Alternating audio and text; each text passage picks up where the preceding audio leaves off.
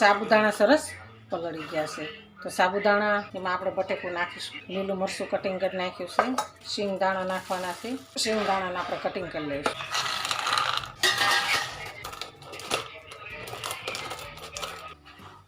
આપણે શિંગદાણાને કટિંગ કરી લીધા છે. બટેકાને આપણે કટિંગ કરી લઈશું. બાફીને તૈયાર કરીને લીધું છે, બાફેલું છે. હવે આપણે બટેકાને કટિંગ કરી નાખ્યું છે. હવે આપણે આને વઘારી દઈશું. આપણે આની અંદર વઘાર કરી નાખીશું. જીરાનો વઘાર કરીશું. તેલ નાખીશું, થોડીક હિંગ નાખીશું. લીલા મરચાંનું કટિંગ કરીશું એ આપણે થોડીક નાખીશું. એની અંદર આપણે થોડાક શિંગદાણા નાખીશું. એની અંદર આપણે બટેકું નાખીશું. આપણે સાબુદાણા 1 કલાક અગાઉ પલાળી દીધા, તો આપણા સાબુદાણા સરસ પલળી ગયા છે. તો આપણે આની અંદર એડ કરી દઈશું. નાખીશું આપણે ધાણા જીરું.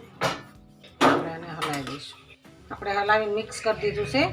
તો આપણે હવે આને થોડી વાર ઢાંકી દેવાનું છે. ઢાંકી દઈશું ને એટલે આપણા સાબુદાણા સરસ સોફ્ટ થઈ જાય. આપણે સ્વાદ પ્રમાણે મીઠું નાખીશું.